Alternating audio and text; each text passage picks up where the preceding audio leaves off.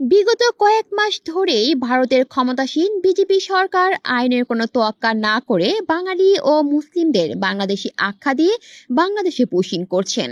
ভারতের বিভিন্ন রাজ্য থেকে বেশিরভাগ সন্দেহভাজনদের পশ্চিমবঙ্গে নিয়ে এসে পুশিং করা হচ্ছে।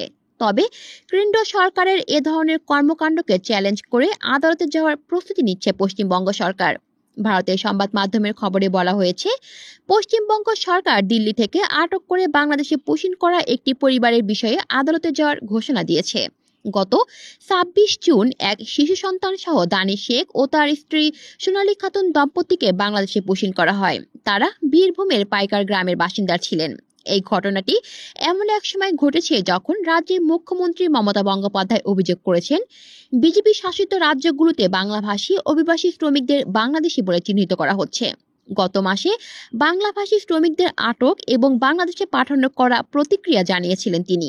বিজেপি সরকারকে কড়া ভাষায় মমতা বলেছিলেন, বাংলায় কথা বলার কারণে শ্রমিকদের বাংলাদেশি বলে চিহ্নিত করে তাদের ফেরত পাঠানো হচ্ছে, এটা বরদাস্ত করা হবে না। কুলি শিকদার, বাংলা নিউজ নেটওয়ার্ক।